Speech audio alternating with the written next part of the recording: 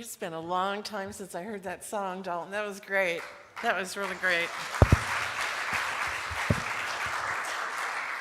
Yeah, it's an oldie but a goodie, but oh wow, it sounds fresh when you sing it. Well, welcome this morning. It's sunny, it's beautiful, it's wonderful. Flowers are blossoming. Love's in the air. All around, love's in the air. That reading that Damien did is a poem by Ernest Holmes. I've always appreciated reading his poems because he and his brother were great poets, and they did a whole book of poems like the Bhagavad Gita. It's called The Voice Celestial. If you're ever interested in reading his work, it's phenomenal. All right, well, the theme this month is We're Rooted in the Divine. That's pretty exciting to know, isn't it? But on the first Sunday, I talked about your personal self, which I started with questions like why? Why are you even here in this room? Why are you learning about life? Why are you studying the cosmos? Why do you study God? What does that do for you? And the following Sunday, Reverend Sue talked about your impersonal self, your soul, looking deep within. Today I'm talking about God's will, and next Sunday Sue will follow that up with your impersonal self. And all these are referenced in this wonderful book, Living the Science of Mind, short articles by Dr. Holmes, and I think it's page 116 to 148 for these 4 topics. And they're really wonderful to read, how to put this into practice in your life. So our will and God's will. I thought it might be helpful to start on my first talk of this month about your personal self because it'll help pull it all together. And we'll see if these key concepts from the first talk help as we go into God's will. The first concept is we're all driven by the divine urge. Everyone feels it differently, and I know when I feel it. I find a book that I dearly love and I want to use it in a class, and what I do, I have this divine urge. I sit down and I write the key concepts from every page of the book with the page number because I learn better when I write for some reason, I don't know. And then I go type them all up and then I make a class out of it. So I know that divine urge because I can sit for hours writing key concepts and it feels like just a few minutes. Not to Paul, but to me. So I know when I feel it, and it's refreshing when I'm done. I feel uplifted. I feel I've really learned things. I've learned the concepts. And so that's the divine urge in me. You probably know what it is in you. Shari knows it with the watercolor, the beautiful watercolors that come out of all the students that train with her. But I also know the divine urge in me is to contribute to happiness in other people. And it's also in you, I know that. And I see it every time I take a basket of shoes to Living Hope Ministry that serves the homeless. I took them in a couple weeks ago. We take them in big baskets and take them in the door and set them down. And by the time I set down a basket, they're already going for them. And this one lady was, yay, these shoes are great. And they were more feminine type shoes. She said, my son can't steal these. I thought, wow, made her day. And then there was a fellow that found a real soft pair of shoes. And he said, this is good because I have burns on my feet and I can't wear hard-soled type shoes.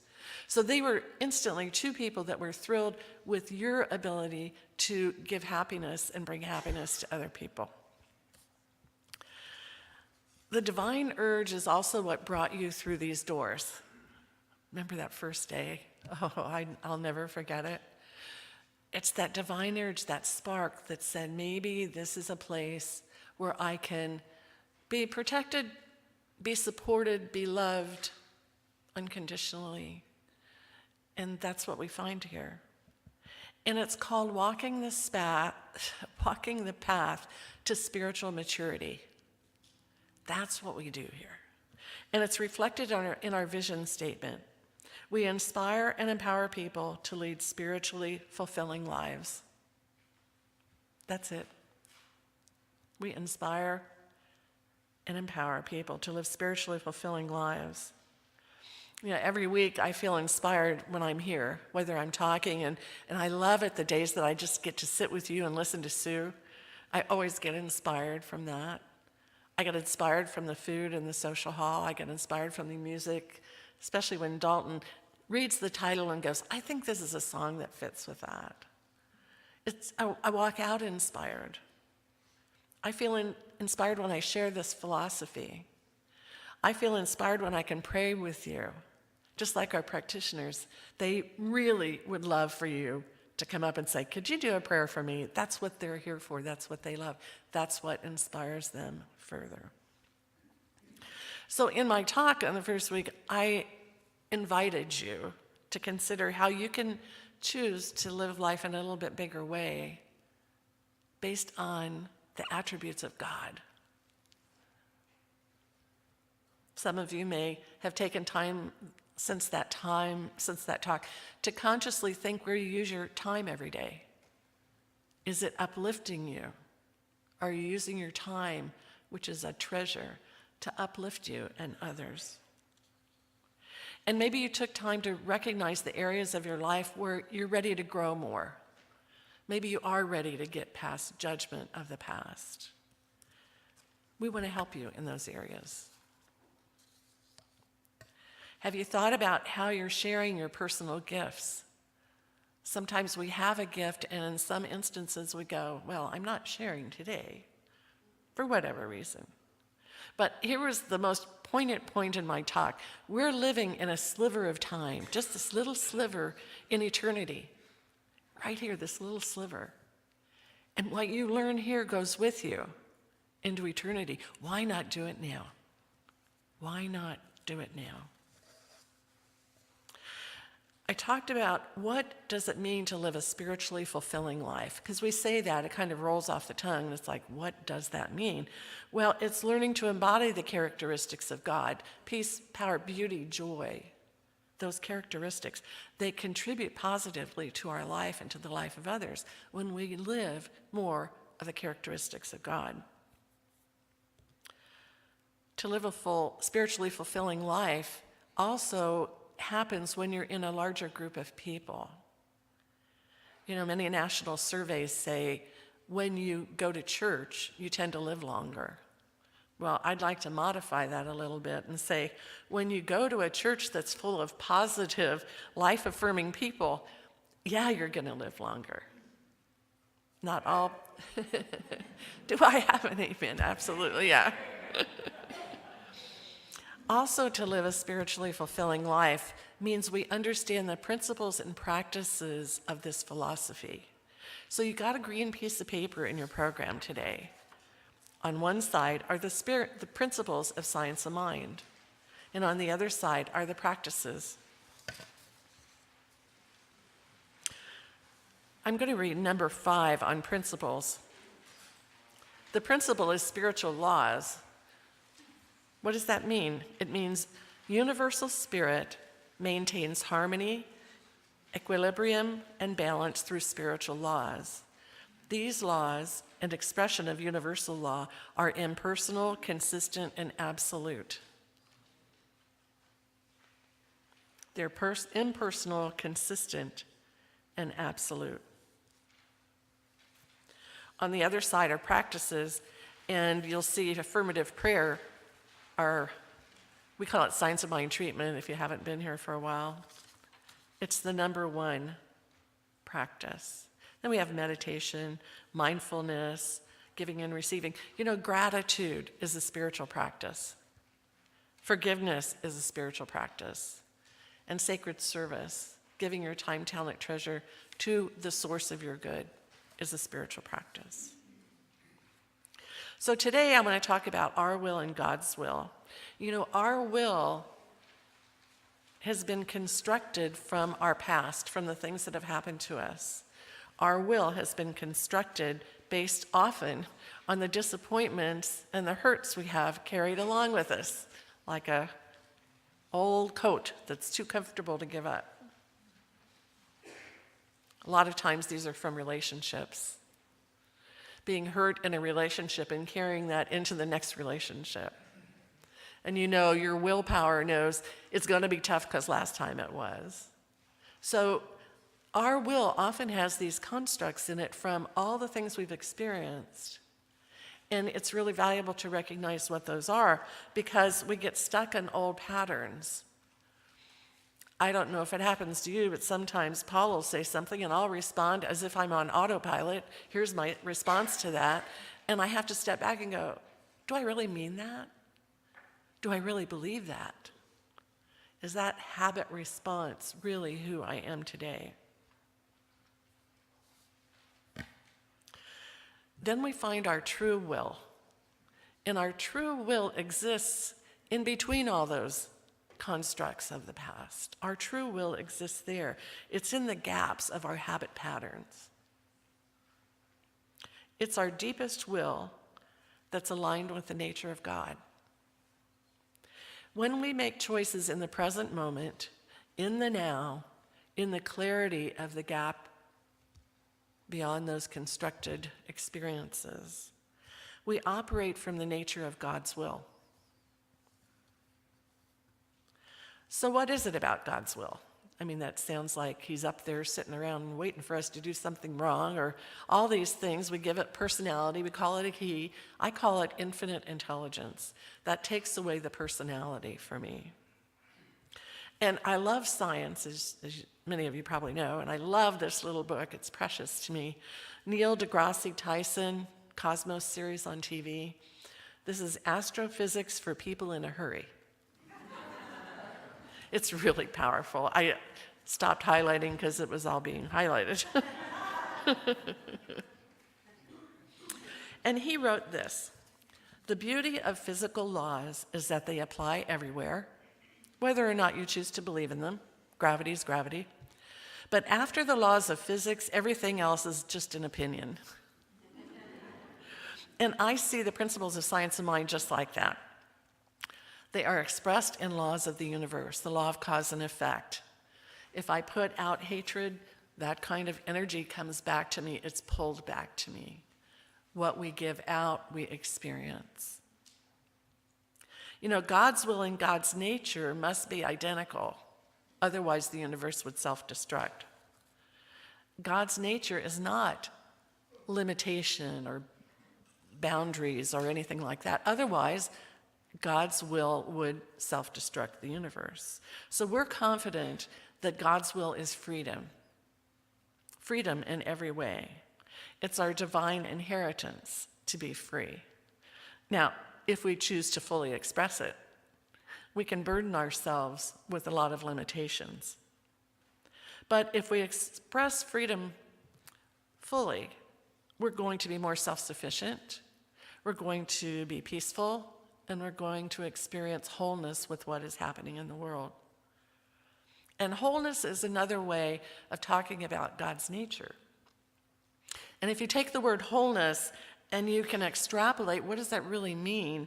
It means happiness. And then if you take the word happiness and you think that through, it means peace. And if you think peace through, all of a sudden you're feeling harmony. And when you're feeling in harmony, there's just joy. Those are the characteristics of God. The will of God can never be divorced from the characteristics of God, from God's nature. So that's why it's important to be clear about what we think about God. It's really important because what we believe affects us. And in my previous talk, I was talking about, is what you're doing with your time lifting you up? Do you take 10 minutes a week, a day, or sometimes for me, an hour, to say, God is love, I am love. God is peace, I am peace.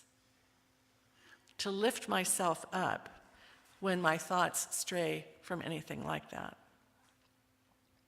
So in Neil Tyson's writing, I like to substitute the word God for cosmos. Cosmos is so, I don't know, so eternity-like. So it kind of works with God. And in the last page of this book, I have to read this to you. During our brief stay on planet Earth, we owe ourselves and our descendants the opportunity to explore, in part because it's the fun thing to do. But there's a far nobler reason. The day our knowledge of the cosmos ceases to expand, we risk regressing to the childish view that the universe figuratively and literally revolves around us. In that bleak world, arms-bearing and resource-hungry people and nations would be prone to act on their lowest prejudices. And that would be the last gasp of human enlightenment. Until the rise of a visionary new culture that could once again embrace, rather than fear, the cosmic perspective, God's perspective, God's will for us. I think I'm going to write him that and say, here's how I interpret your cosmic book, that it's all about God. And I think it would be fun to see if he would respond. So if we suffer from unhappiness in any area of life, it's not God's will. We say in Science of Mind that when you suffer like that, it's from ignorance. Now that feels kind of rude at times, but it's a lack of knowledge about principle and about the nature of God. If God is good all the time, when you are suffering, there is some way to work through that, to see the truth about God's nature imparted in you as part of you. So I presented a challenge to my last class I did. They were learning about the nature of prayer. So I cut out articles from The Week magazine. If you've ever seen The Week, it has articles pro and con about everything that's going on in the world, and so you get a fairly interesting perspective. So I cut out some of those articles, and I brought them to the class, and I said, write a prayer about this issue. And here was the first one.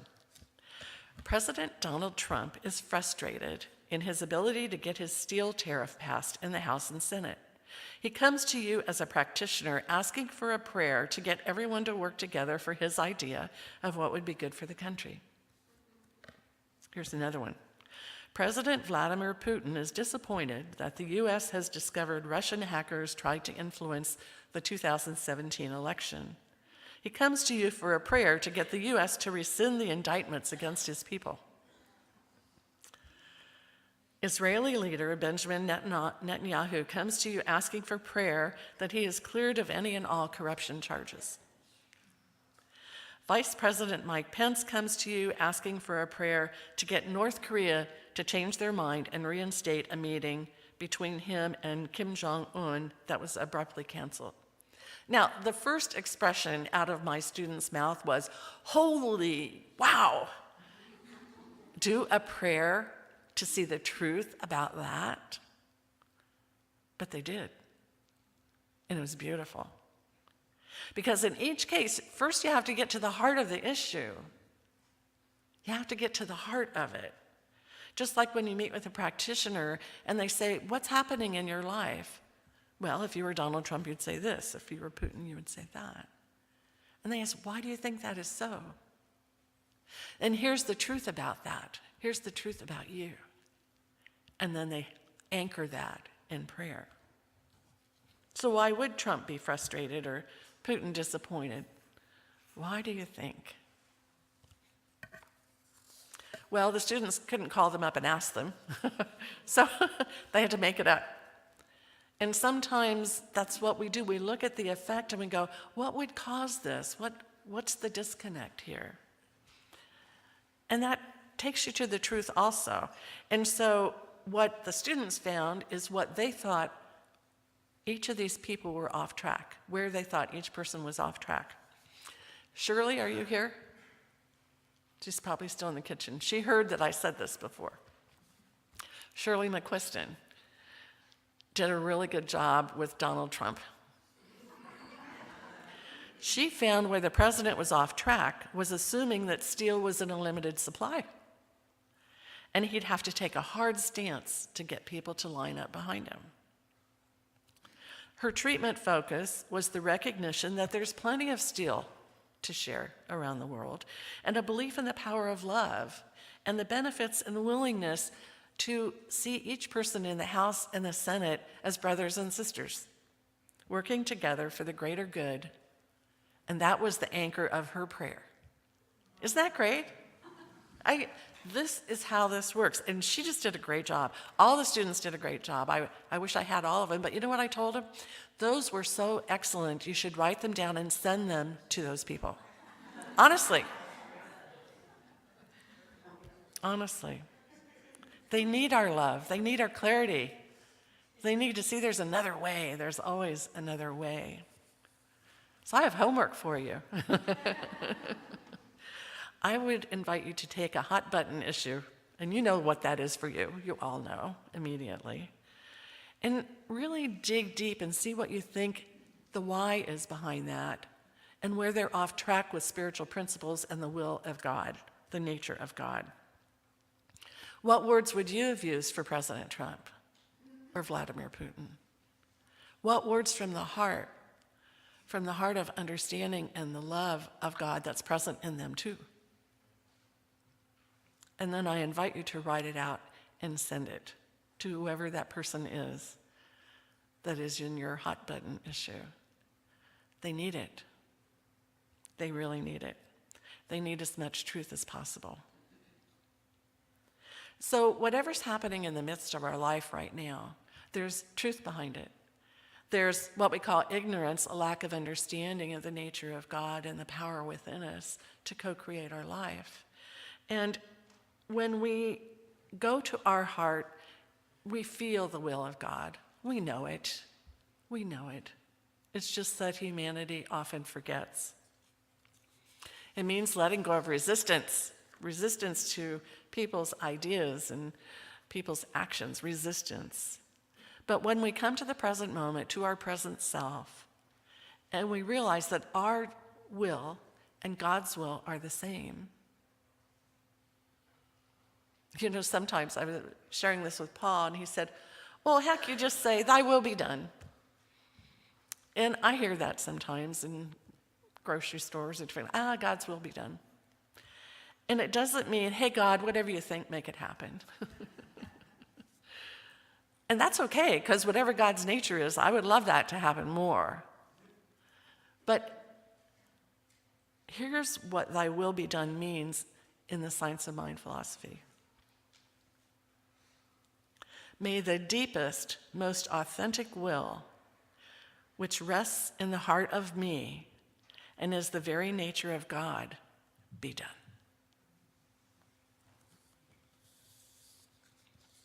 So let's say a prayer about that. I love that. May the deepest, most authentic will, which rests in the heart of me and is the very nature of God, be done. Because it's true, there's only one thing going on here. This love of infinite intelligence that has created all of this and given each one of us the freedom to be who we want to be. And when the person we want to be is joy, peace, beauty, power, joy, it's beautiful. And when we're off track, we can come back. And that's the greatest knowledge we have here in this philosophy. We can always come back.